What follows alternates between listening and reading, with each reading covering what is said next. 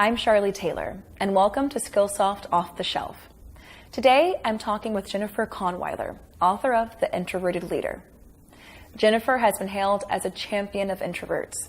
She helps introverted people expand their capacity for leadership and also promotes better understanding of the strength of introverts, including ways to make the workplace more inclusive. Jennifer, welcome to Skillsoft Off the Shelf. I'm thrilled to be here. Thank you for inviting me.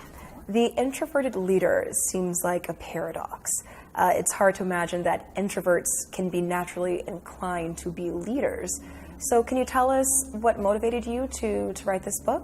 Well, actually, introverts are leaders. We'll talk more about that in our discussion today, but truly what really motivated me was my personal relationship to begin with my new spouse, who I was very perplexed by. I couldn't understand why he didn't answer me when I barraged him with questions. I soon learned after that, after attending a workshop, and the woman was describing an introvert and the qualities of an introvert, that they like to recharge their energy after being with people and are very quiet and calm. I realized that she was describing my husband, and at the same time she described extroverts, and that was me. And I think many people have that experience when they have that awareness, and that's what happened to me in my personal life. So I took that into the workplace, where I was working as a consultant, a leadership coach, an HR professional, and I kept being very frustrated myself and had empathy for my clients because they were not getting the opportunities I thought they deserved and being passed over simply because they were more introverted and not kind of conforming to the type A sort of extroverted culture they were finding themselves in. So I collected data on that through the years, and it ended up my journey as I try to understand more about how introverts learn, how they inspire, how they lead.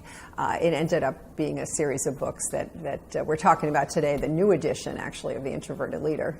So you don't consider yourself an introvert? No, I am not an introvert, as many of my friends will probably attest to. However, what I've learned from this journey of exploring how introverts lead and learn and inspire others is that I can tap into my introvert side, and so can everybody else. We can all move from one side to the other. In fact, the term ambivert has now taken the hold in the zeitgeist, if you will, where people realize that there are strengths on both sides of the equation. Being introverted and being more within ourselves, taking quiet time, really reflecting, has so many assets, as does being extroverted when we get out there and connect with people and build relationships. So there's advantages to both sides. It's just we have to be more aware, I believe, of what our natural preference is. And then we can build on that. Are there any trends in the workplace that have contributed to this updated edition? Yes. I took a lot of notes from the feedback that I got from readers and also speaking about this topic, and I was able to integrate some of those learnings. And one of the things that's very exciting that's happening now, I'm calling it the rise of the introverts, is that, we're talking a lot about diversity within workplaces and within cultures and in the world, which I think is such a positive thing.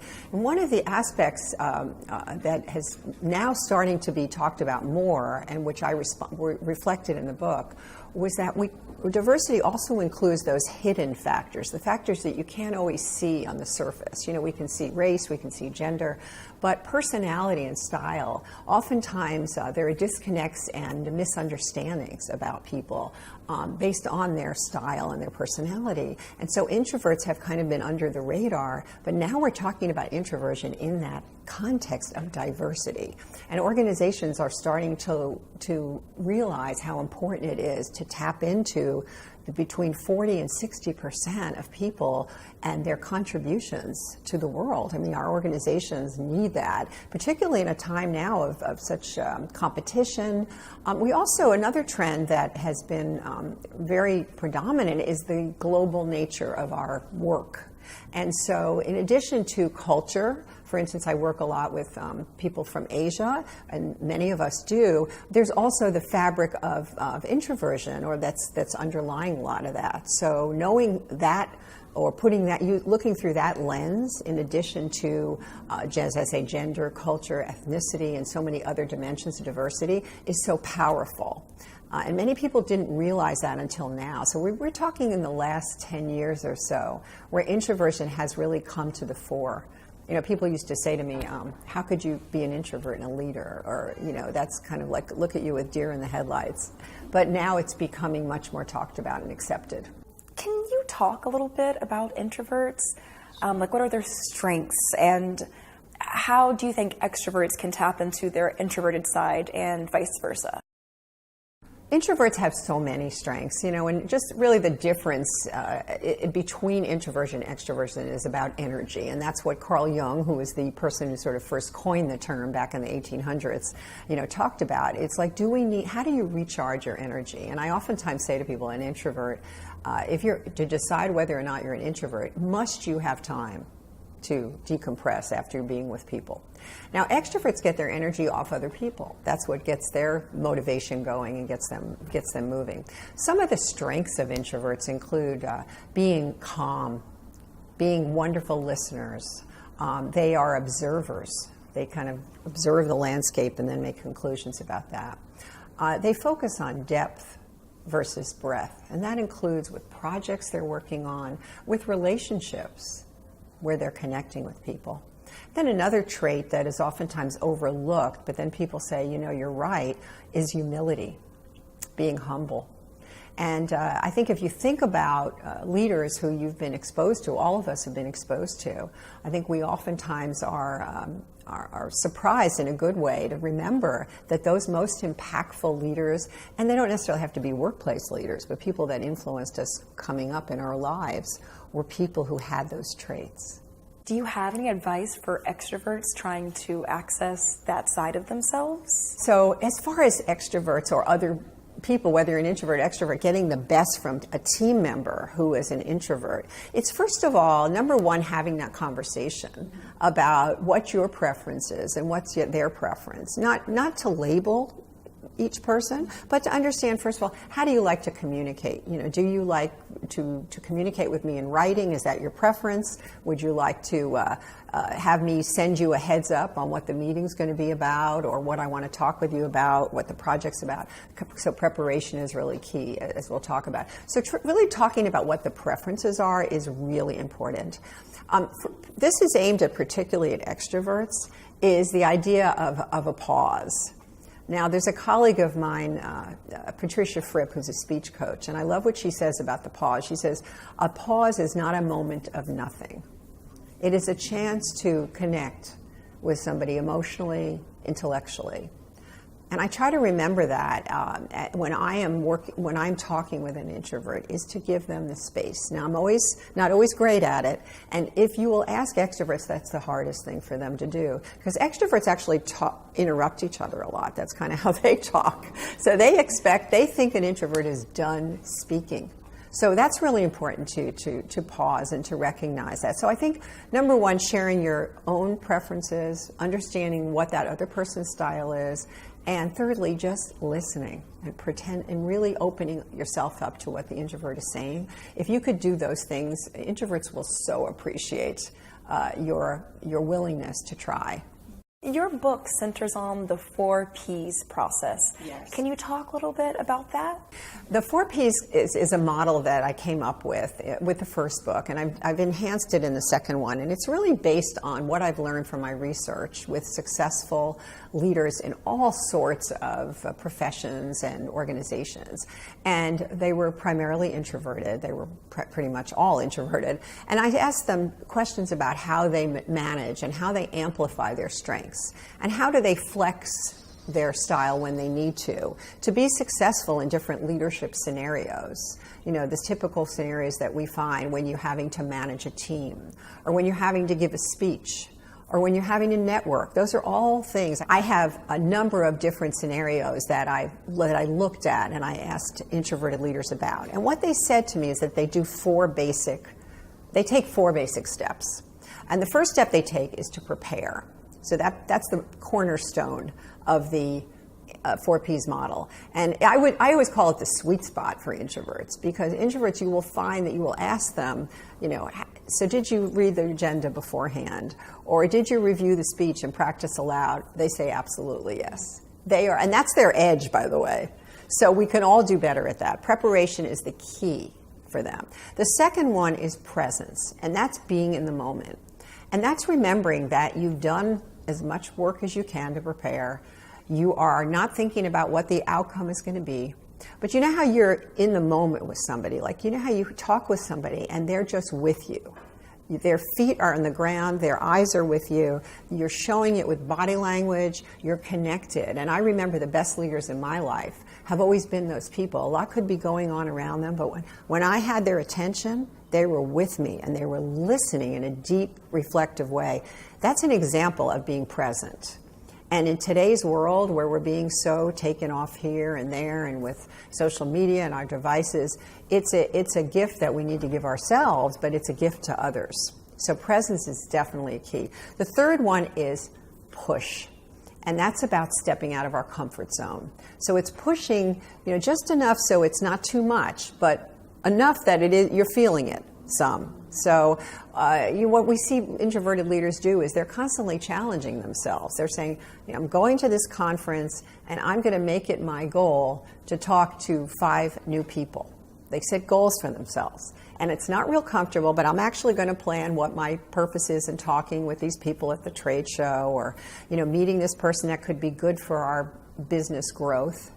And they focus, so again, the preparation comes into that, but then they stretch themselves. So an example of push is, I was working with a client recently, Mary, who comes in the morning and she asked me to observe her, and she's basically heading as like a beeline to her office and looking like she's just focused on her job and not noticing anybody, not being present, right? So I said, you mentioned that people are not coming in to approach you. It seems like you're not very accessible. Why don't you try giving a smile to 1 or 2 people or making some eye contact? And she said, oh, do I have to? She was not very interested in that at all. But when we talked about the potential outcome of that it would help start building rapport and trust with a team that didn't really know her very well, then she was open to it and she tried it, and it was a stretch. That's a good example of a push for her. And then she still does that, and it did make a difference. Now, does she love it? No. But she's gotten better at it. And in fact, many introverted leaders have shared in the research that I did that most of their teams do not know that they're introverted because they have developed these skills. Not that they want to brag about that, but they say they have to convince them that they're really introverted because they have done those prepare, presence, and push. And then they've done the fourth thing, which is to practice. So Bill and I like to go to comedy shows. We find them not only entertaining, but we learn a lot from comedians. And one of the favorite comedians I like to watch on not necessarily live, but online is Jerry Seinfeld. And I wrote about him in the book that it was something that really stuck with me. He said that, you wonder, why does Jerry Seinfeld still need to go out there and do comedy shows? Other than he probably loves doing it. It's also, he said, to keep the broadband alive and keep it moving, because the minute that you stop practicing a skill, it does start to atrophy. And I think we've all experienced that. So what I found with introverted leaders is they look for opportunities to practice their skills. I had one person tell me recently after a speech that one of the things that he found that he is doing, he's getting better as being a team facilitator and meeting leader. But he said, you know what, Jennifer, last week I tried doing an icebreaker. He said it sounded kind of hokey with the engineers on my team. But he said, I pushed myself and we did it. And I practiced being better at engaging the group. And that's a tip where, he's taking one step to continue to enhance his skills. And I know that person will keep learning. He reads, he'll pick up other ideas, and he'll keep refining that skill. So those 4 Ps are a way for us to just organize our thinking about how we can all develop, not just introverted leaders, although we want to look at them as the models, and then keep enhancing and raising the bar on our own performance. So can you talk about some of the challenges that introverts may face in the workplace and strategies for them as well to overcome them? One of the key challenges, in fact, 90% of introverts identify this in a survey, is people exhaustion. Now, when I say that to extroverts, they have no idea what that means. I kind of say in jest, but truly, people can be very draining. for introverts. And so the main fix for that is to just be aware of what your limit is. That some introverts will tell me that they can go a whole day and be in a workplace that's got a lot of interruptions, and they can handle it as long as they can then take a break when they get home, and not have to talk to people for a half an hour when they arrive at home. Everybody has their ways of dealing with it, but the key is to be aware of what your limit is. Another thing that comes up quite a bit is negative impressions. People will make assumptions, because introverts don't oftentimes, in general, I'm generalizing, show a lot of facial affect. So many folks who are more expressive on their faces will project negative impressions on a face that doesn't reflect a lot. For instance, women will often tell me that they even have more challenges because they're supposed to be in organizations sort of friendly. The assumption is that they're very outgoing and friendly, and so when they're introverted and they're a woman, they oftentimes have that too. So the fix for that is not, again, to change who you are, but to just be aware, to imagine that there's a camera looking at you right now, like there is with us as we're being filmed. And just to say, okay, what am I putting out there? And so it might raise the comfort level of people in the room if I were to just be aware of my body language, as I mentioned, make some eye contact, perhaps even smile. In fact, introverts will often tell me that's a coping mechanism, not to have the smile on all the time, but it kind of keeps, they say in jest, it keeps people away if I smile. The extroverts kind of get simmer down a little bit. But again, a lot of this is so under the surface, we're not even aware. It's body language and facial expressions are oftentimes very subconscious. A third area, besides the negative impressions and the people exhaustion, another big challenge for introverts, and this is a huge one, is underselling themselves. And I call it the undersell, and I get that from much of the feedback from introverts. And it really loops back to what I said earlier about introverts being overlooked. There's tremendous amount of bias if, let's say, an introvert is not speaking up in a meeting and they're thinking. They're not necessarily initiating a conversation. Or they're not talking with their team or their boss or other people in the company about what they're achieving. People will assume that they haven't accomplished a lot. And what introverts will say to me is, well, I'm just doing my job. Why do I need to talk about it? Well, the reality is, in today's world, that we do need to share what we're up to. We can't expect that our managers or other team members are mind readers and can know about all the great things that we're doing. So it's a matter of balance, and how do we talk about ourselves in a way that feels comfortable? And many introverts told me that what they learned to do was to play to their sweet spot, to share on email, keep their team members and their boss updated, not having a vacuum of information, to share what they've been up to kind of even practice in meetings when they're giving updates about how they're going to express their accomplishments, and being careful not to always say the team did this, but they've done it. And it's not easy, but it gets, over time, like anything else, it does get easier. And then the cool way to frame it, I think, too, is that the organization and the team is missing out if they don't know about your value.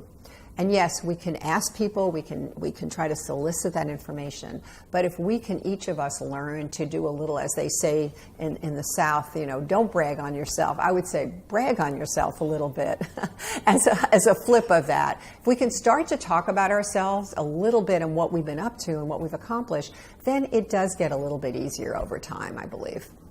On the flip side, How can leadership and hiring managers avoid that natural unconscious bias towards introverts, particularly during hiring or during the promotion process? Yes.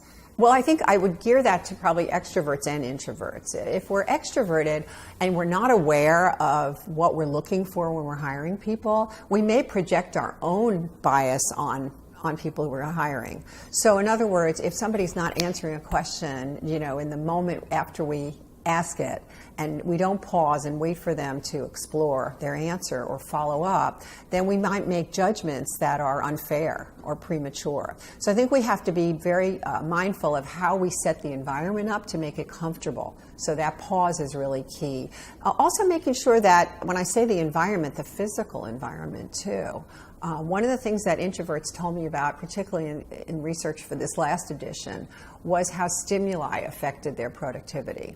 So if we have, let's say, an office setting that's very busy, or maybe it's an open office like many of them are now, and we're doing an interview in the corner there, and people are going by, and there's, all sorts of dinging going on from text messages, that could be very distracting to an introvert who many times prefers a more calm, quiet space. I think that's good behavior or practice for anybody we're interviewing. But if we're an extrovert and we're not tuned into that, that could be very off-putting. And again, we may reject that person because of that. We have to also be aware of our own personal preferences and not project that on the interviewee. Now, for introverts who are interviewing introverts, you want to. One of the tips that I give to them is to use the tool that many of us learn in communication classes, and that tool is paraphrasing. So one way to get people to talk more, if we all remember this, is when you say back in your own words what you've heard the answer to be from the candidate, then that allows them to explore even more and expound on their answer. And so you're not sort of throwing questions at them like you're on the witness stand. So what do you think of this? And let me ask you this follow-up question. So it becomes a lot more comfortable, and you'll get the introvert to open up more. And another thing that can happen when introverts are interviewing other introverts to be just aware of is something called confirmation bias, where they're answering and then it's confirming what you want in that person. So you have to be careful with your questioning that you're also eliciting different qualities, and think about that you want what you're really looking for in that position. It may be that personality is you need an extrovert. Maybe there's somebody that has to do a lot of people interfacing, and you need those qualities. So it's very important to use your skill of preparation to really be clear about what your purpose is when you're interviewing that person. So again, this all comes down to just awareness. I think once we have that understanding of introversion, extroversion, that's just another lens we can look through when we're hiring people. So taking that a step further, it seems like there are some steps that teams can implement to foster an introvert-friendly environment. Mm-hmm. So do you have any examples of those? Oh, yes, absolutely. I've seen teams do some wonderful things in this day and age, and workspace is an important element of all of this. It's like how are we using the workspace to have the idea of having people meet in small groups. Introverts tend to like really working one-on-one in small groups. So if you go into a lot of our offices today, you'll see that there are different options. We have pods, we have one-on-one places, little cubbies to meet at. We have long tables. And so they're using the workspace to really encourage people to really play to their best at different times of the day. So you're not isolated, but you're also not having to be talking to people all the time. I heard one example of a company, a Hallmark, who actually they set up long tables like we sometimes see in the local coffee shop where people are sitting together. But if you're there, the rule is that you can speak to other people. It's okay. There are other spaces where it's like the old study hall, you don't talk. It's quiet. So I think using that open office space is important. I think also looking at the remote option for work environments. We have to look at where that works for teams and where it doesn't. A lot of people prefer that who are introverted, but many will tell you they like a balance. They like also to go into the office. So that's key. Another tool, it comes up a lot in meetings. I probably get the most questions from readers and people who attend my programs about meetings, and I think a lot of consultants will tell you that, where we're very extrovert focused there. It's like, what's the answer to this question? We need to solve this dilemma. There's that fast pace, and we don't think about slowing it down, number one, taking breaks.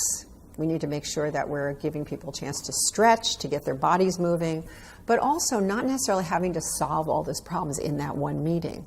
Let's give the introverts a chance to, if we can, take a day or two to reflect and come back. And by the way, we get better output from everybody, not just the introverts. One leader told me, everybody on the team is giving me better answers because I'm giving them space to think it through. Now, that's not always possible. Sometimes we have to come up with those answers right away. So one technique that's been very successful is something called brain writing, where people, instead of brainstorming the typical way, which we know what happens there is who gets their answers on the flip chart, right, or on the whiteboard. It's the people that talk, that think on their feet, which are extroverts, which nothing wrong with that. But again, we're missing 50% of the answers if we're doing that. So have people write down their responses. Ask the question, write it down. Some groups will circulate the paper and then have people add to it. We also have technical tools that now can do that. A lot of that happens also in remote meetings when we have WebExes and different kinds of conferences like that, where you can give introverts a chance to communicate and give input in the chats. And by the way, I do a lot of online classes, and the most vibrant chats that we have with introverts, I teach mostly introverts, are on the group chat, not on the phone. Wow. So writing is a real strength and a comfort zone for introverted leaders. What advice would you give for those introverts that find themselves surrounded by extroverts? Take a breath, take a breath, and honor that quiet time. I think that's the key with all of this. That's where introverts get their reserve. In fact, we all need to go back to that place of silence and serenity and breathing. So breathing, I talk about that, it's underrated. We all breathe, but do we really breathe? Because when we breathe and pay attention to our breath, that anxiety goes away, the thoughts are churning, they go away, they can simmer down, and introverts find that then they can calm down. And it's not necessarily, I was interested in doing, when I did research for Quiet Influence, one of my books, I really tried to look at what were the strengths introverts amplified to be effective influencers. And one of the things that I was kind of surprised at was that many of them did it when they were working out, when they were taking a walk. It wasn't like taking quiet time meant that you had to isolate. But it's taking those moments where it was absolutely critical. And I think that would be the one piece of advice I would say is like reflection, because when you don't have that time, that's when the stress really can accumulate. Maybe not the first day, maybe not the second day, but by the end of the week, you're going to go home and you might be yelling at the dog or your kids and have a short fuse. And that can really get in the way. So I think really honoring your need to be quiet and to protect those quiet times. Because I think with organizations, one of the things we do is get a lot of pressure and we feel that we have to say yes to everything. So protecting our times, let's say, it's okay to block out some time on the calendar and not say yes to every meeting. And so asking yourself those questions, is my life out of whack right now because I am not honoring my introversion? And that's the biggest aha I get from introverts too. It's like when they realize that, it's really transformative in how they then go forward with their lives. What do you think the future holds for introverted leaders and their organizations? I think the future looks really bright for introverted leaders. I think the world is open to understanding more about what introverts bring to the table, and I think we have never needed the strengths of introverts as much as we do now. So I'm very optimistic and can't wait to see what introverted leaders do next. Jennifer, thanks so much for sharing your insight with us today. I invite you to take a look by adding this important book to your Skillsoft playlist.